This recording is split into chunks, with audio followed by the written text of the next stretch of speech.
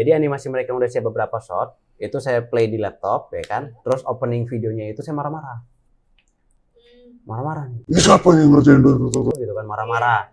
Kameranya jalan lah dekat. Ada apa, ada apa? Itu mau animasi. Bagus sekali, nah gitu. Halo semua, kembali lagi di Ngomek, ngobrol bareng iMac.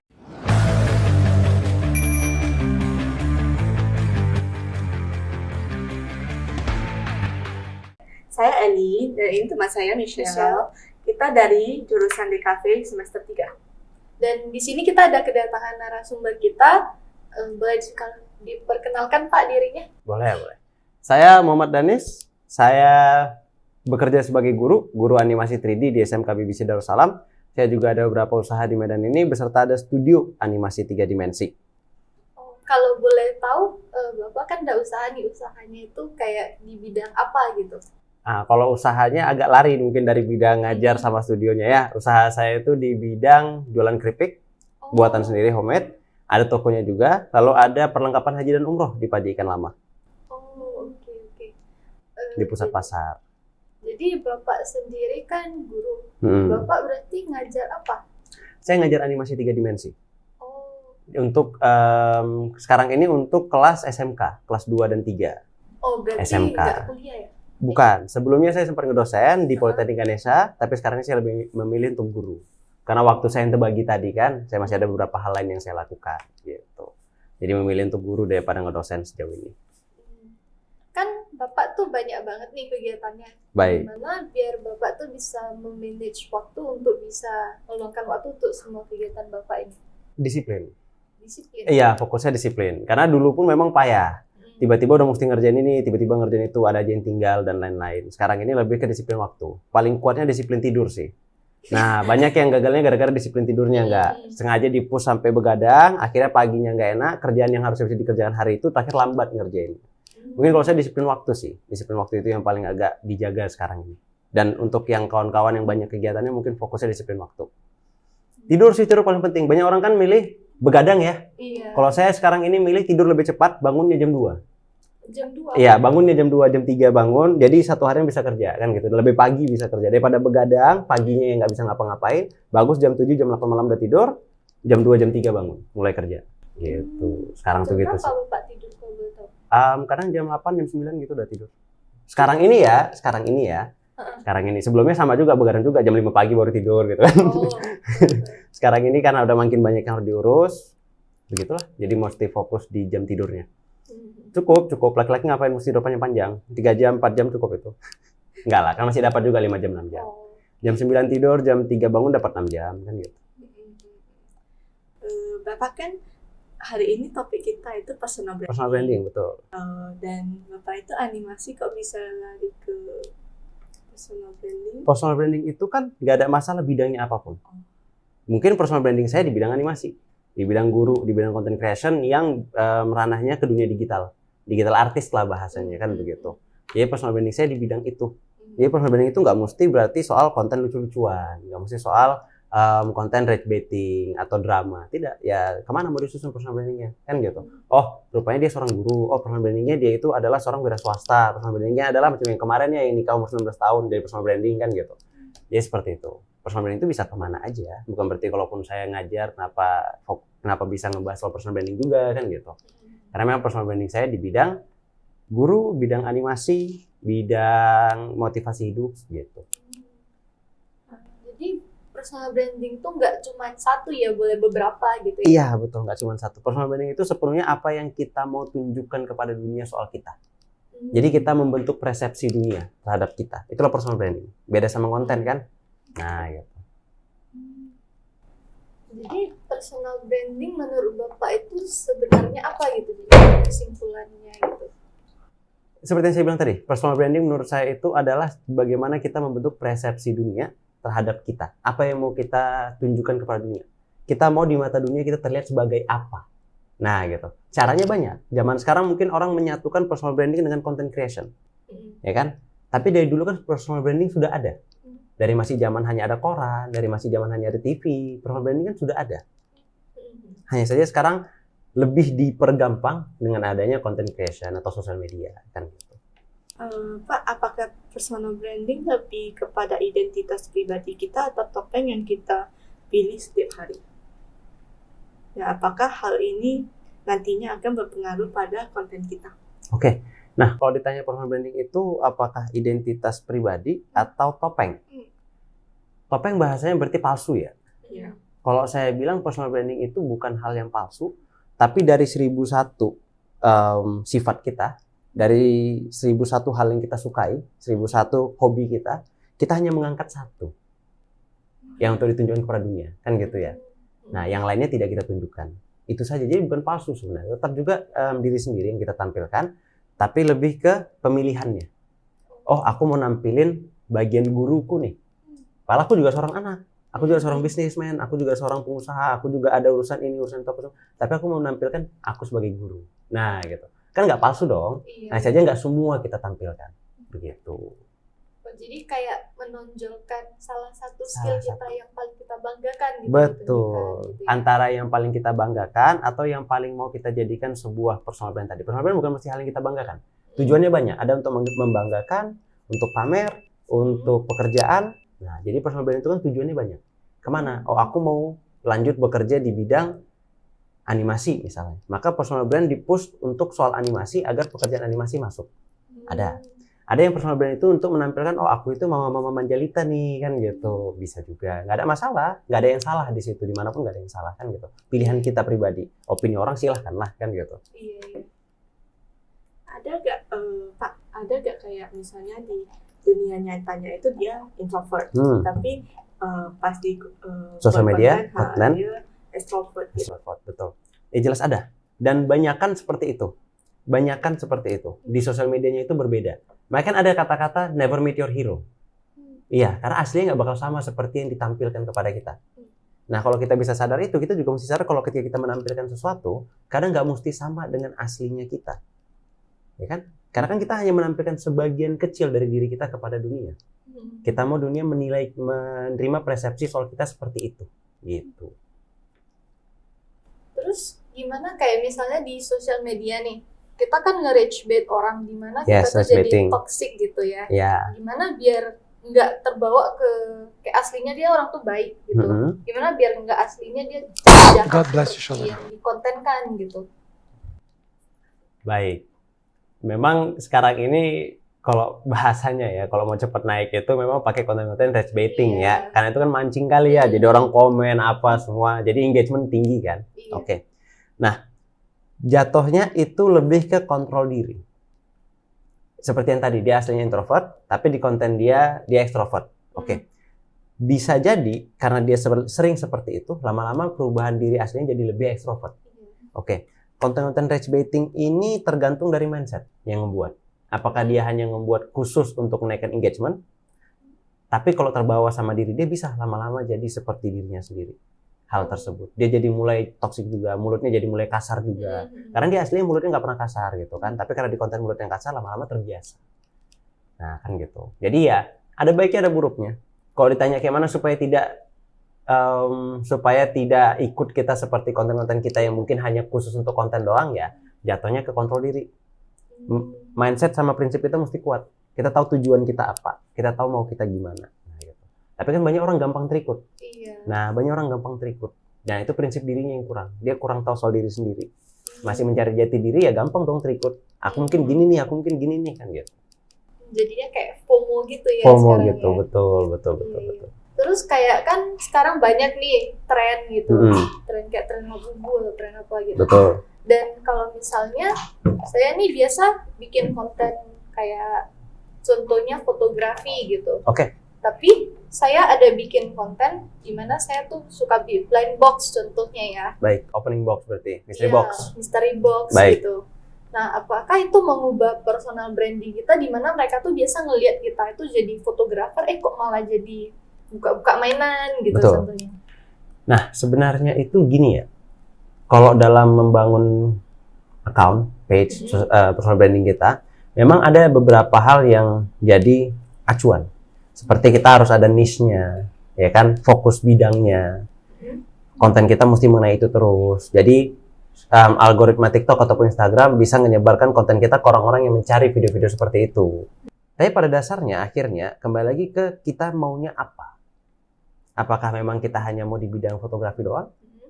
Atau kita mau juga mulai dikenal sebagai orang yang suka main blind box misalnya, kan begitu. Kembali lagi fokusnya ke situ. Karena niche itu penting kalau kita ngebangun satu hal.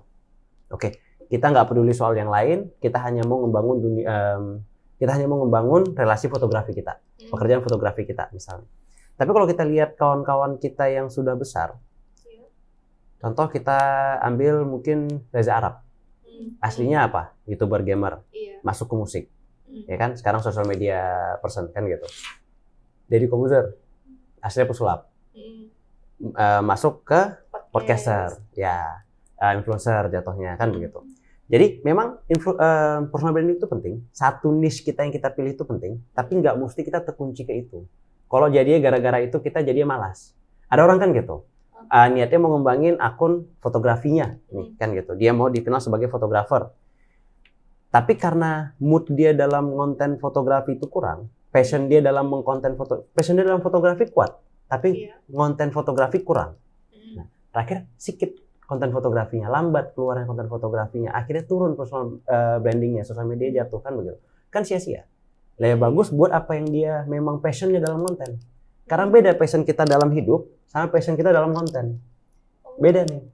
Nah, beda. Ada yang suka nih tracking maaf. Ada yang suka tracking kan, tapi nggak suka konten tracking. Karena dia mau pas tracking itu nggak mau mikirin rekam apa semuanya itu, dia mau have fun sama hidupnya kan gitu. Nah jadi nggak selalunya apa yang kita suka itu juga kita passion dalam kontennya. Kalau kita nggak passion dalam kontennya, agak lambat kadang pergerakannya. Nah gitu, jadi nggak ada masalah sebenarnya. Buat aja sampai nanti ada satu yang memang stick. Ada satu yang memang jadi acuan kamu yang memang kamu lihat, oh bagus di sini, berkembang di sini, dan aku pun enak konten di sini, udah tinggal lanjut di situ kan gitu. Jadi di awal tuh untuk diversify nggak ada masalah.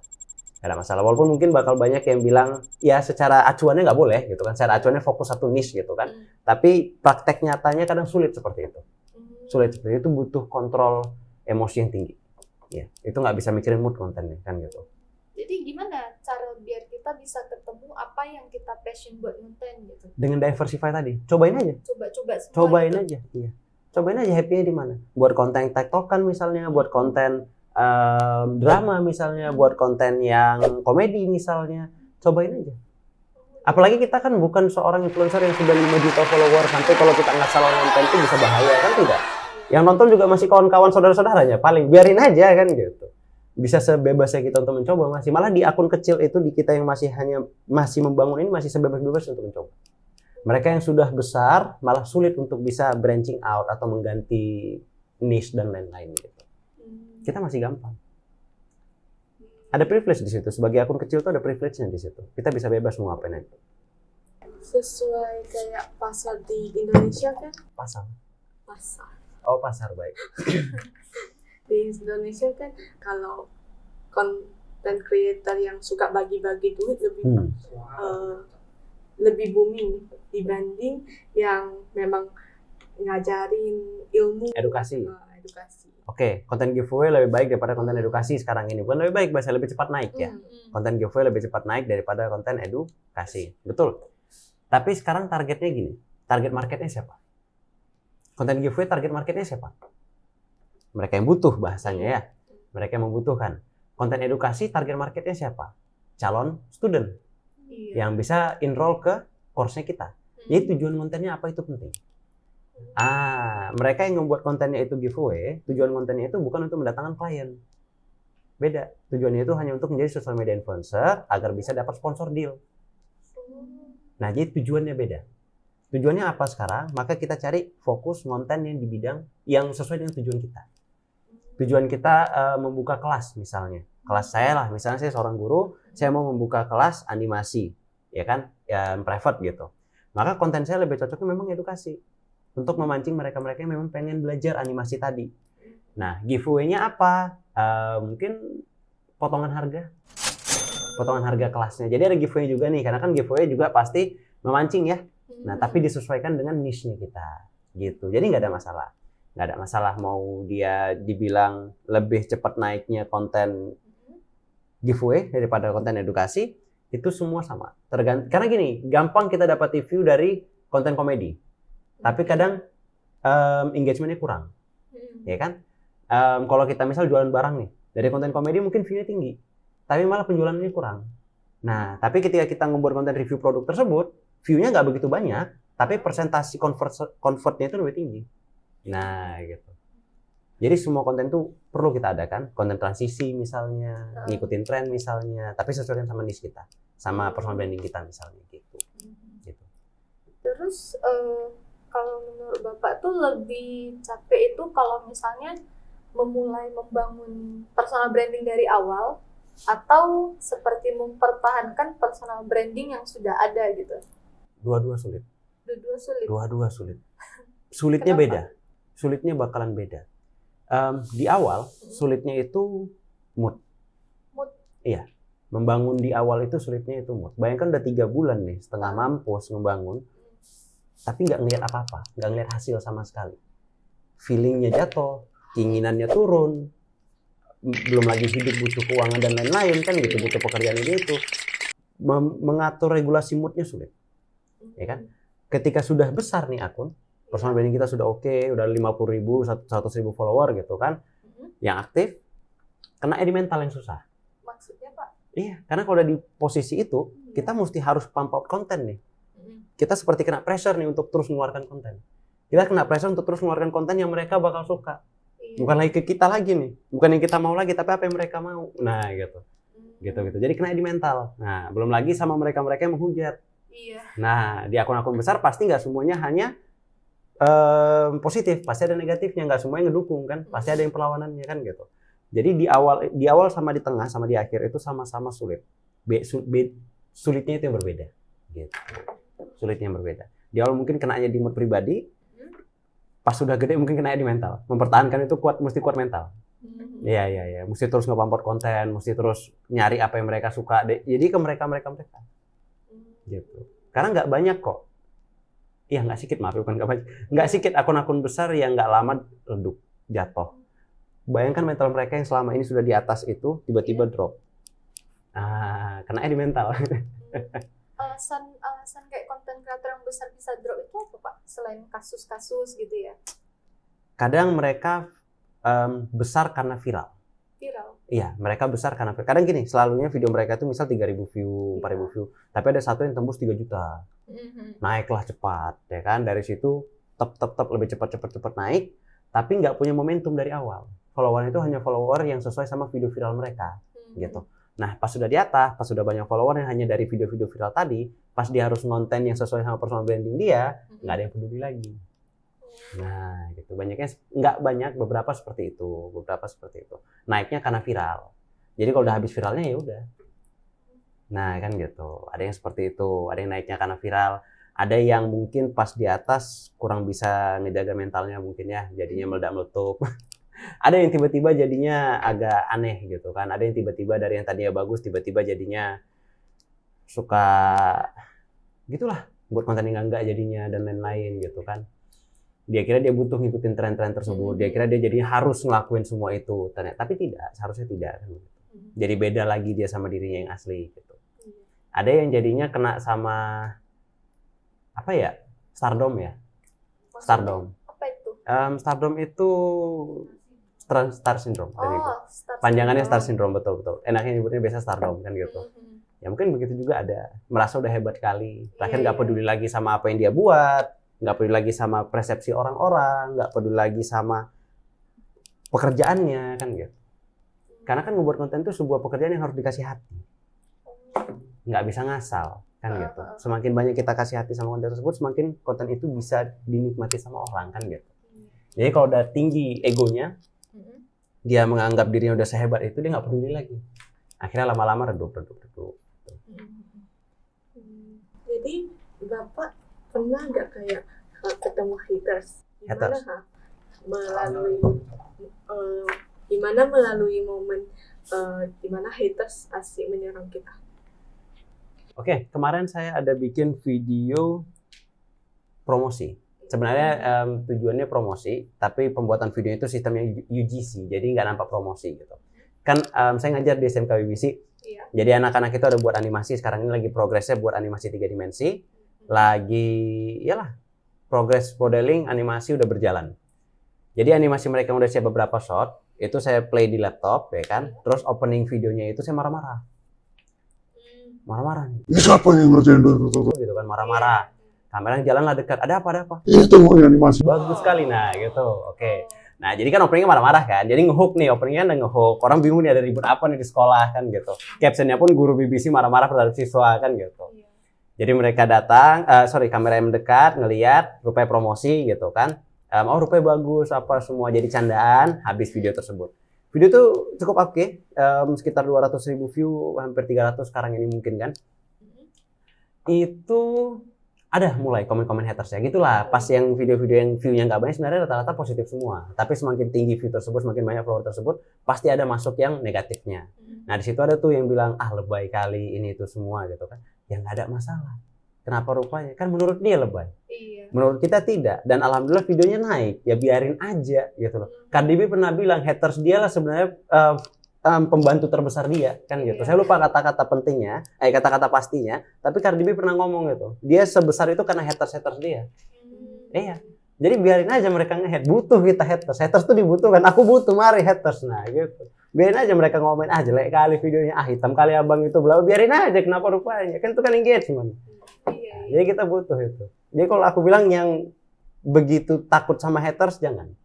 Kalau bisa makin banyak haters makin bagus. Mereka yang komen. Positif jarang. Contoh kita beli barang nih kan, kita beli barang dari Shopee. Kalau buruk baru kita kasih bintang 1. Bintang 5 jarang kita ngasih. Iya, kita naik Grab gitu kan. Bintang 5 jarang kita kasih, tapi kalau dia bertingkah baru kita kasih bintang 1 kan. Ngomen buruk lebih gampang daripada ngomen positif. Jadi nggak apa-apa, mari komen buruk ya silakan, mari engagement untuk kan gitu. Nggak ada masalah. Aku happy sama itu. Oke. Jadi kayak untuk view dan likes itu kayak gimana biar bisa dia tetap konsisten naik gitu, dan gimana cara baca algoritma dari Instagram, TikTok, atau YouTube. Gini ya, aku selalu bilang orang yang bilang dia bisa baca algoritma, dia ngerti algoritma, dia tahu algoritma itu bacot. Kenapa? Nggak mungkin. Dia pun videonya pasti ada yang underperforming kok, tapi di boost sama ads. Nah gitu, nggak ada yang bisa tahu itu. Kita hanya tahu acuannya, jam upload, hashtag, hook mesti bagaimana, per 3 detik harus bagaimana, kan begitu. Kita tahu acuannya, acuan untuk membuat konten yang bagus. Konten itu jalan atau tidak, itu nggak akan bisa dijamin. Itu nggak akan bisa dijamin, karena itu balik lagi ke penonton tadi. Nah gitu, konten yang kadang pernah aku ngupload 3 konten yang sama, cuman beda-beda tipis aja. Di hook, beda-beda di hook tipis, di caption sedikit aja. Nah itu udah beda hasilnya gitu. Nah tapi 3 bulan kemudian diupload kembali, malah caption yang lain yang naik. Maksudnya? Tadi ini nih, aku buat 3 video yang berbeda. 3 video yang sama, beda caption aja. Ada 3 caption. Hari ini aku upload 3, caption yang kedua yang naik. Oke. 3 bulan kemudian aku upload 3 video yang sama, caption yang pertama yang naik. Jadi kita nggak akan pernah tahu. Karena kadang pasar lagi berubah, sentimen terhadap sebuah topik lagi berbeda, malah itu yang jadi naik, gitu kan. Nah, jadi kita nggak bisa tahu. Aku nggak berani bilang kayak mana caranya supaya tahu bla-bla semua apa, nggak bisa. Fokus sama konten yang baik, buat konten yang bagus, yang high quality, yang fokus sama niche kita, yang ada informasi yang kita berikan dalam situ. Selebihnya jangan fokusnya ke sana. Fokus ke mood sendiri, pastikan terus konten. Lebih bagus di situ daripada kebanyakan ngabisin waktu nyari tahu kayak mana algoritma itu tadi, memprediksi algoritma itu tadi, pas nggak dapat malah jadinya merasa rendah, jadinya merasa nggak bisa, terakhir nggak konten. Bagus konten aja. Yang penting kita tahu acuannya, rata-rata udah tahu lah harus bagaimana buatnya, hooknya harus bagaimana, list hook ada banyak gitu kan, selalu kita bisa lihat lah ide-ide hook dan lain-lain, pelajari itu aja. Pelajari pembuatan konten yang baik daripada memprediksi algoritma. Gitu aja. Karena algoritma di TikTok dan IG udah beda. Di Facebook Pro udah beda. Nah, FB Pro salah satu platform untuk reels juga, seperti TikTok dan Instagram. Nah, YouTube Short juga berbeda. Walaupun beda-beda tipis, ini semua beda-beda. Nah, jadi kalau mau diprediksi algoritma sulit. Kalaupun ada yang bisa, mungkin silakan lah. Tapi banyak yang berargumen bisa itu bacot doang. Di internet sering kita lihat bisa, tapi itu bacot doang. Jual course iya, gitu jual ya. course. Fokusnya cuma untuk jual course. Dia nggak bisanya itu. Terus kata Bapak kan untuk naikin tuh ada di bagian hashtag Di bagian caption gimana cara cek? Kalau kita bilang ya, untuk naikinnya ada banyak. Tergantung lah, macam sekarang ada trial reels untuk Instagram. Dan itu bisa terus berubah. Hashtag pun sekarang ini sudah tidak begitu fokus lagi, tidak begitu jadi poin utama lagi seperti dulu mungkin 2 tahun 3 tahun yang lalu. Hashtag sekarang udah sedikit kurang karena fokus algoritma lebih ngeliat ke siapa yang nonton doang daripada hashtagnya kita. Hashtag lebih untuk discoverability aja, untuk dicari. Nah gitu. Jadi kalau saya bilang pun sekarang harusnya apa yang dilihat, mungkin 6 bulan lagi bakalan beda lagi. Gitu, bakalan beda lagi. Tapi memang fokusnya itu ya kita ikutin semua yang terbaik. Kita lihat jam upload yang terbaik di akun kita jam berapa, itu kita ikutin. Kita lihat, kita pasti tetap pakai hashtag kan gitu. Walaupun orang bilang tanpa hashtag pun video bisa jalan, nggak apa-apa, pakai aja hashtag kan untuk discoverability. Nah jadi kalau orang butuh searching hashtag yang sesuai, nampak video kita kan gitu. Caption, karena di TikTok sekarang kan bisa di searching ya. Nah jadi caption itu penting. Thumbnail ya, thumbnail, cover ya? Betul. Saya mungkin dari zaman YouTube jadi ngomongnya thumbnail ya. Kalau anak muda sekarang mungkin ngomongnya cover ya. Thumbnail, cover reels tadi kan gitu. Begituan itu kita ikutin aja, itu kita buat, insyaallah bagus. Pastinya kita ngomongin hook juga, ngomongin isi juga, dan kita bisa lihat kalau di Instagram ya, saya sendiri quote-nya di Instagram daripada TikTok. Kalau kita buka data video kita kan kita bisa lihat retention line-nya.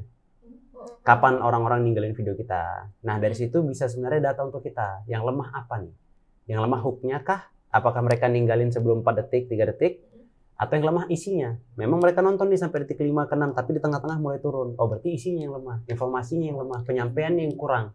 Nah dari situ kita belajar. Nah berarti untuk video selanjutnya, kita kuatin di isi. Oh berarti cara penyampaian isinya mesti berbeda. Kayak mana yang baik? Nah itu yang kita pelajarin. Kayak mana penyampaian isi yang baik gitu. Gitu, itu yang kita pelajari. Daripada iya betul. Pasti di riset terus dong. Kita kalau mau jadi content creator, mau jadi influencer, personal branding mau dibangun, pasti kita banyak riset. Kita banyak riset, nggak bisa cuma ngasal doang. Juga nggak bisa. Kalaupun tadi aku bilang konten aja, tapi nggak bisa juga cuma ngasal doang. Yang penting tiap hari rekam, nggak bisa juga. Kita mesti riset. Yang kita rekam itu hasilnya bagaimana. Gitu. Harus konsisten gitu jam uploadnya. Tiap hari harus minimal 1 video gitu. Tuh ngaruh atau enggak sebenarnya? Atau lebih ke kualitas yang ngaruh? Kualitas video. Ini sebenarnya perdebatan yang nggak akan pernah ada habisnya. Ya, quantity over quality. Ya kan? Kalau saya bilang tergantung niche. Ya. Kalau niche-nya adalah videografi yang dia membawakan hasil. Jadi konten dia itu isinya hasil-hasil videografi dia, maka quality over quantity. Tapi kalau niche-nya itu adalah trend reels, dia ngejar tren, ngikutin tren, mungkin ya quantity over quality. Kan gitu. Kalau dibilang harus berapa reels yang diupload per hari, itu nggak ada harusnya. Nah, tapi kalau bisa lebih banyak, lebih bagus. Karena gini, kita bisa ngebuat 1 reels selama 2 jam, 2 hari, 3 hari gitu kan. Udah ngeluarkan semua yang kita tahu, semua yang kita bisa. Berhari-hari ngebuat 1 video tersebut, yang nengok cuma 5. Zaman YouTube dulu ya, kalau di Instagram minimal yang nengok ada 300 kan gitu. Cuma 300 view kan gitu. Sedangkan reels yang kita buat cuman sambil, dan kemarin begitu, reels yang dibuat cuman sambil nyetir doang, sambil ngerekam, sambil ngomong, yang nengok 150.000. Nah gitu. Jadi memang ada bahasanya, tetap quantity itu dibutuhkan. Karena zaman sekarang itu kan attention rate-nya kecil. Jadi kalau orang lambat aja nggak nengok kita lupa. Jadi kalau bisa mereka terus ngeliat kita. Kan gitu. Jadi kalau bisa kita nge-upload konten agak banyak. Kalau bisa memang 1 hari itu minimal 1. Bahkan Dani sendiri berusaha untuk 1 hari bisa 3. 3. Dani sendiri berusaha untuk bisa 3. Ada yang bilang harus 3, ada yang bilang 1 hari mesti 5, ada yang bilang 1 hari mesti 1. Itu tergantung diri sendiri deh. Gara-gara maksain 1 hari mesti 3, akhirnya nggak ngonten gara-gara ngerasa burn out, bagus 1 hari 1. Yang bisa dulu, baru pelan-pelan di-upgrade. Gitu. Dan lebih ke personalnya dulu dijaga, mental diri sendiri sama mood diri sendiri dulu bisa, daripada cuman ngomongin harusnya bagaimana. Oh harusnya begini, harusnya begitu. Iya, tapi kalau nggak bisa percuma. Kadang kalau pressure terlalu kuat, terakhir mati, stuck. Kita nge-freeze kan gitu, malah nggak ngonten, bisa berbulan-bulan nggak ngonten kan gitu. Bagus, kalau memang nggak bisa 1 hari 3, ya udah 1 hari 1. Nggak bisa 1 hari 1, 1 minggu 3. Tapi kalau itu udah bisa konsisten kan bisa di-upgrade. Nah, gitu aja. Jadi content creator itu Pak harus kelihatan muka untuk personal branding, atau emang hasil karyanya itu udah melambangkan diri dia itu, walaupun di balik layar. Konten kreasi personal branding ya. Personal branding itu tidak harus menunjukkan wajah. Karena personal branding itu bisa berbasis akun. Ya kan? Contoh sebagai digital artist ya, banyak kawan-kawan yang artis ya, tukang gambar, ilustrator. Kalau nyebut tukang gambar banyak yang marah nih. Maaf ya. Salah ngomong maksudnya ilustrator gitu. Mereka itu jarang ada yang cukup, nggak jarang, beberapa itu cukup tidak berani untuk menampilkan wajah, agak introvert kadang. Mereka karena biasa pun di rumah kerja satu harian, mungkin melukis dan lain-lain, jarang keluar, jarang punya social skill yang tinggi, agak introvert kadang. Mereka nggak berani nunjukin wajah. Tapi karena akun mereka itu fokus sama hasil-hasil karya, transisi dari yang sebelum sama sesudah, itu job yang masuk sangat banyak sama mereka. Karena akun tersebut udah dikenal sebagai pelukis yang handal. Siapa di balik itu nggak ada yang peduli. Nah, gitu. Tapi ada yang personal brandingnya itu dia adalah seorang guru. Maka dia pasti menunjukkan wajah. Karena dia menjual dirinya sendiri, ya kan? Sebagai aku nih guru nih. Inilah yang aku bisa buat. Inilah hebatnya aku, kan gitu. Maka dia menunjukkan wajah. Nah, enggak pun bisa kok. Berarti dia menunjukkan dunianya, kelasnya, anak-anaknya. Baru isinya suaranya VO. Bisa juga. Jadi itu tidak ada keharusan. Memang sekarang ini algoritma TikTok sama Instagram itu lebih nge-push video yang ada wajahnya, video yang ada captionnya, caption di video ya, teks di video. Karena kan sekarang banyak orang nonton reels nggak pakai audio. Nah, kita lagi di jalan, kita lagi di tempat orang, kita kan nonton reels tapi nggak pakai audio. Nah, itu kan teksnya yang wajib. Makanya memang sekarang ini lebih di-push oleh Instagram dan TikTok video-video yang ada wajah manusianya, ada caption tertulis di videonya. Jadi kalau dibilang mau lebih cepat naik ya mungkin tampilin wajah, tapi nggak wajib, itu nggak harus, dan bisa tanpa itu. Ada yang bahkan karena selama ini personal brand, akunnya itu bukan yang tipe on cam, bukan yang tipe ada wajah, sekalinya muncul wajahnya malah drop, tetep, karena di luar ekspektasi orang. Karena kalau akun-akun yang nggak ada nampilin wajah, itu kita sebagai penonton ada bayangan sendiri nih kira-kira dia bagaimana gitu kan. Pas tampilnya beda, ekspektasinya beda, kita bisa merasa kurang lain-lain. Gitu. Jadi itu juga bahaya. Nah, jadi kalau yang milih untuk tidak nampilin wajah, sekalinya face reveal, ya siap-siap lah. Bakal banyak komenan yang mungkin nggak sesuai ekspektasi kan gitu. Berarti ini maksudnya karena bagian dulu kan. Oh. Ya kalau mau break dulu. A few moments later. Tadi kan Bapak ada bahas, kayak kita ada ngobrol bentar tadi, dan Bapak ada bahas kalau Bapak tuh bikin video yang apa sih, Adit Sopo Jarwo ya? Baik. Iya, sebelumnya saya bekerja di MD Animation. Iya. Sebagai animator untuk animasi Adit dan Sopo Jarwo. Sekitar 7 tahun, 8 tahun yang lalu. Saya lupa ingat, gitulah, kurang lebih. Nah, benar, ada itu waktu saya di Jakarta. Jadi setelah tamat SMK kemarin saya ke Jakarta, kerja di sana sekitaran setahun lebih, balik ke Medan. Nah, itulah makanya ada gap year 2 tahun juga sama kuliahnya saya. Baru saya masuk kuliah. Kuliahnya lari sedikit nih, arsitektur. Karena di Medan kan nggak ada animasi murni. Animasi karakter, animasi film gitu nggak ada. Adanya arsitektural lah, interior, eksterior gitu. Makanya sebenarnya saya ngebangun personal branding animasi. Dan studio-studio animasi, komunitas animasi juga ada kita Wadah Animasi Nusantara. Itu untuk membangun animasi murni di Sumatera lah paling tidak. Karena kita sekarang udah mulai ada, tahun ini sudah mulai ada nih penggiat-penggiatnya gitu kan. Sebelumnya nggak ada. Sebelumnya itu di Sumatera, di Medan ini isinya interior sama eksterior. Pokoknya arsitektural lah animasinya. Gitu. Jadi skill saya nggak terpakai dulu pas di sini. Nah, makanya saya fokusnya ngembangin animasi di sini. Makanya personal branding saya pun lebih ke animasi, anak-anak animasi, ngajar animasi gitu. Jadi Bapak awal-awal belajar animasi itu Bapak mulai dari mana? Nah, ini panjang nih. Iya, coba dipersingkat. Dipersingkat, baik. Pendekkan. Saya mulai suka animasi itu sebenarnya karena saya pengen buat game. Oh, buat game. game. Iya. Bapak main game. Gamer besar dulu. Masa saya SD SMP itu gamer betul-betul gamer lah kan gitu. Pokoknya waktu kosong diisi main game lah. Sampai kena marah mama pun masih main game lah kan gitu.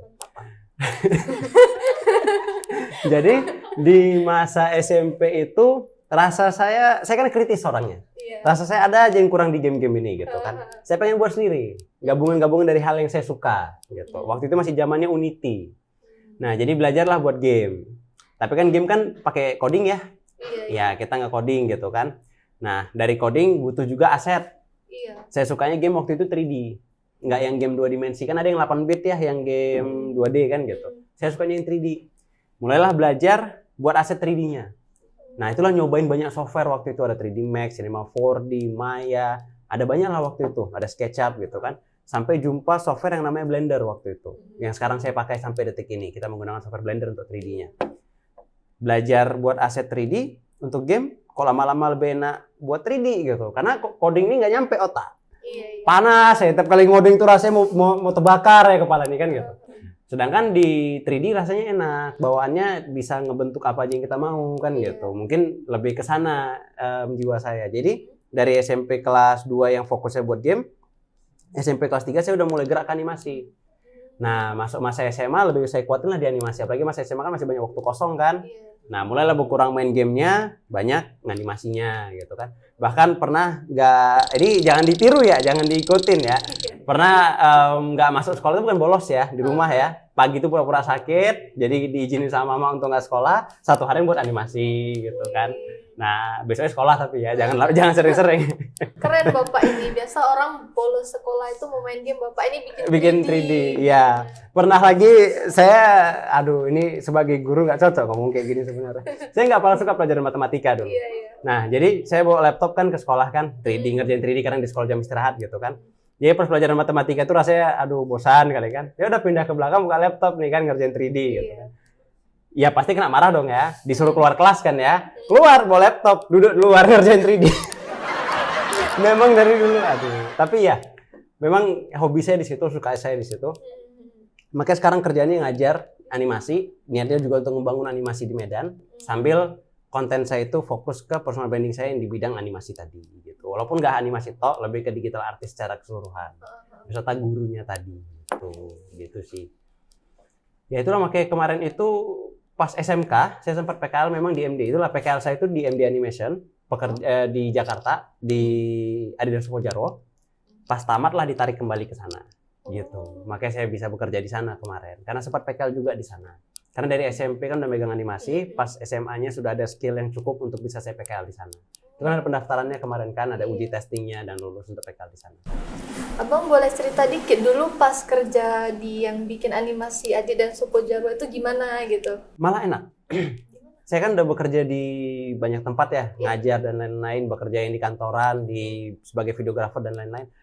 Pas waktu saya kerja di MD itu enak karena lingkungannya di bidang yang saya juga suka gitu kan, bidang animasi semua, kawan-kawan animator juga yang ngomong itu soal animasi juga, dan karena dia tipe kantornya itu agak lebih open, lebih macam house, lebih macam rumah kan, walaupun itu kantor besar ya, gedung ya, bahkan siap kerja nih, misalnya kan kita jam 5 udah siap kerja kan, jam 5 udah siap kerja, itu sisa waktunya ya masih di kantor belum pulang. Karena sama kawan-kawan di situ kadang ngobrolin animasi, kadang nonton bareng kami, karena ada disiapkan ruangan tuh untuk nobar. Jadi kami nonton bareng, buka film gitu kan. Kadang main game bareng gitu. Siap kerjanya gitu. Iya, siap kerja karena kami main kemarin tuh yang lagi rame dimainin itu Blur, game balap. Game balap. Kan di PC kan komputernya kan komputer mahal ya, komputer hebat kan untuk ngerjain animasi kan. Ya habis jam 5 tank ya bebas dong kan gitu. Karena disediain kubikel yang khusus perorangan. Jadi itulah ruangan kita untuk ngerjain animasi dan itulah komputer kita kan gitu. Jadi lebih personal. Ya lebih enak. Pokoknya di MD itu kemarin lingkungannya enak, siklusnya enak, orang-orangnya enak. Dan kami kan team based kan gitu. Walaupun ada hampir 200 animatornya di sana kemarin, tapi per timnya itu hanya 6 atau 8 orang gitu kan. Jadi nggak yang bergabung kali, nggak yang bercampur kali. Jadi enak. Siklusnya enak gitu. Nggak ada sikut-sikutan yang gimana-gimana gitu. Foto-foto bareng apa semua, bahkan pas balik itu ya ada perpisahan dan lain-lain gitu. Jadi enak. Terus kan Bapak bilang tadi Bapak itu awalnya masuk kuliah arsitek gitu. Betul. Jadi Bapak kan sebelumnya ini ada belajar animasi 3D gitu. Betul.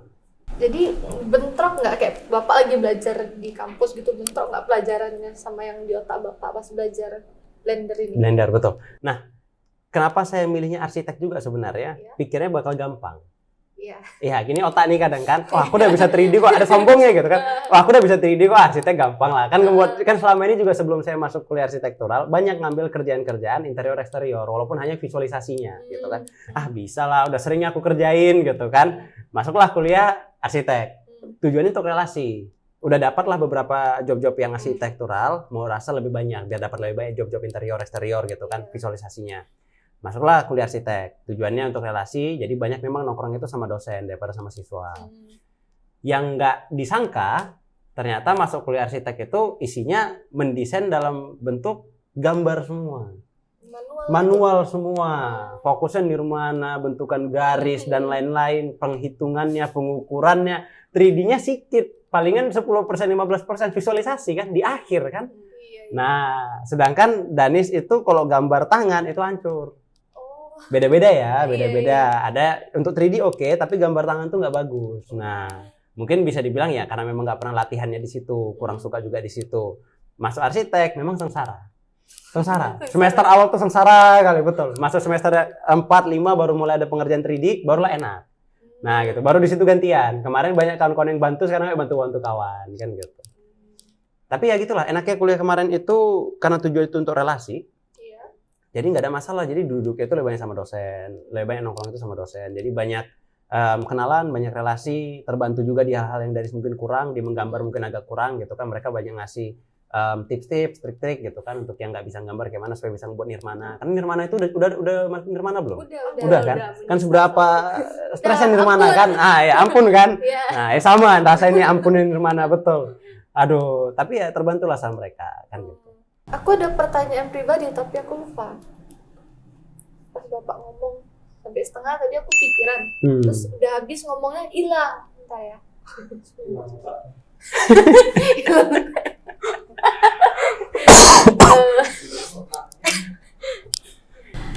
Kenapa Bapak karena dari awal kan udah tahu suka animasi.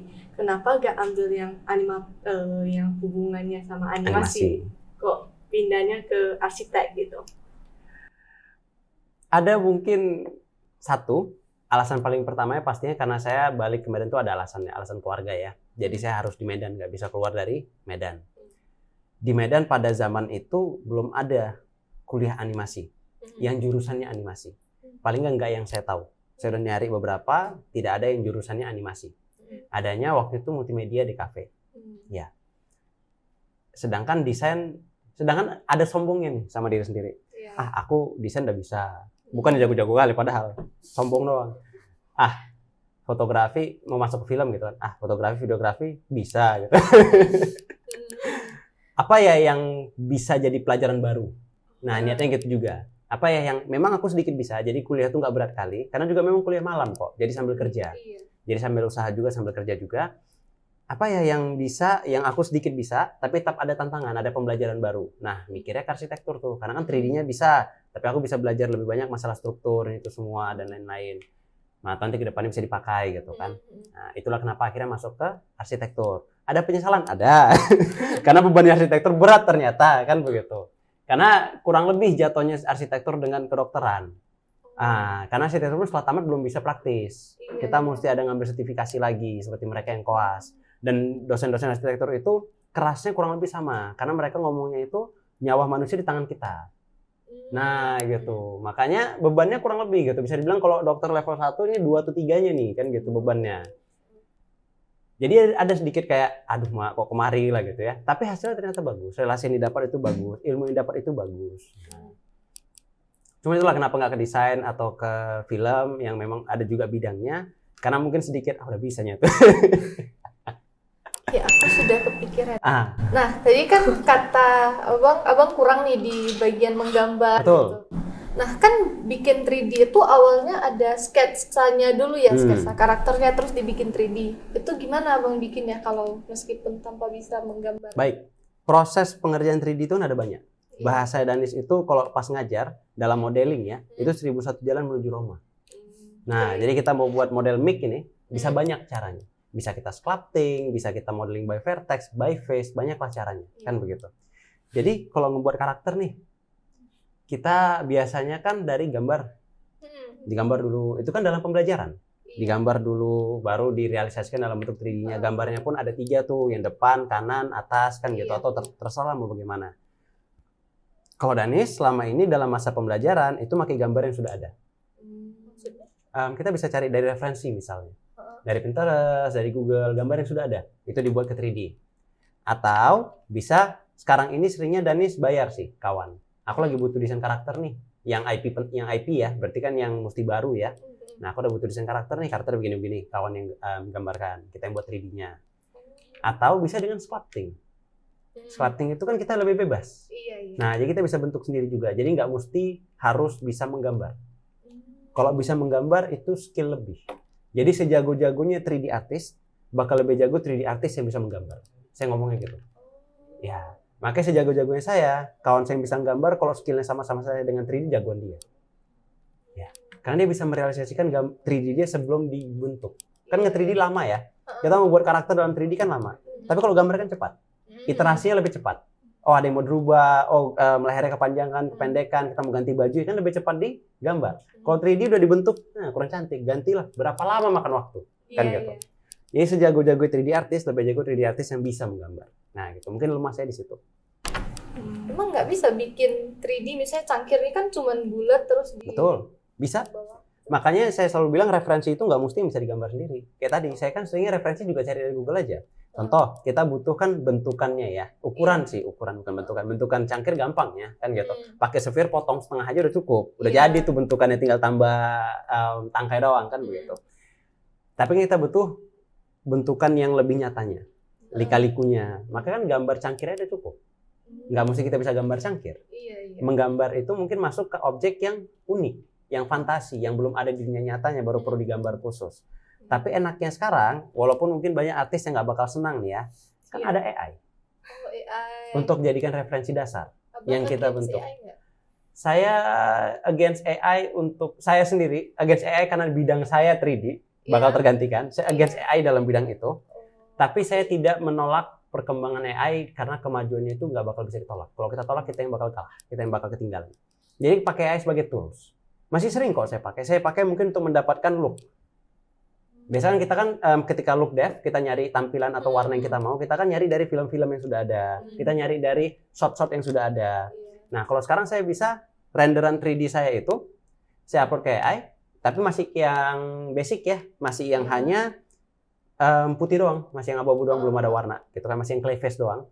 Itu kita upload ke AI, saya minta look devnya, saya minta renderkan. Jadi ada 5 macam, 6 macam warna misalnya, mana yang saya suka, baru saya tune base lagi di 3D-nya. Nah, gitu. Baru saya realisasikan di 3D-nya, gitu. Karena AI ini kan masalahnya kontrol. Iya. Kontrolnya nggak ada, kan gitu. AI ini masalahnya kontrolnya nggak ada. Jadi saya butuh kontrol itu tadi. Makanya AI itu lebih ke referensi untuk saya sekarang. AI itu sekarang ini saya pakai sebagai referensi sepenuhnya. Dan saya nggak against itu. Bahkan untuk siswa-siswa saya pun saya kasih. Gitu, iya. Apalagi macam sekarang saya mengajar di jurusan animasi. Sebelumnya kan saya di multimedia, tapi bagian animasinya kan. Sekarang ini kan saya mengajar full di jurusan animasi. Itu kan anak-anak nggak ada sebenarnya pelajaran graphic design. Iya. Ya kan? Kalau mereka disuruh buat poster kan, kita membebani lebih. Nah, maka sekarang ini mereka kan udah mengajar animasi. Yang hitungannya, ini animasi panjang, 30 menit untuk anak SMK kan gitu. Saya kasih poster mereka buat di AI. Saya kasih mereka buat poster di AI. Karena itu bukan bidang pelajaran mereka. Kan begitu. Nanti kalau mereka mau belajar, silakan masuk ke graphic design atau DKV selama mereka kuliah. Pelajarilah itu. Cuman kalau sekarang itu bebannya berlebih untuk mereka, untuk yang tidak ada pelajarannya sendiri, nggak ada mata pelajarannya sendiri, untuk mereka dipaksa buat poster mesti manual gitu. Nggak dong, kan mereka jurusannya animasi, mereka buat animasi, ya udah posternya itu kan tambahan, dan itu bidangnya sudah berbeda, bukan bidang animasi di situ bidangnya graphic design. Nah jadi ya udah nggak ada masalah, silakan pakai AI gitu. Jadi AI itu membantu, jangan jadikan titik poin utamanya. Itu masih against saya. Kalau semuanya di AI kan juga saya masih against. Oke. Baik Pak. Jadi terima kasih Pak untuk sessionnya kali ini, dan terima kasih juga kepada teman saya. Dan closing lah. Ulang, closingnya ulang. Closingnya gimana?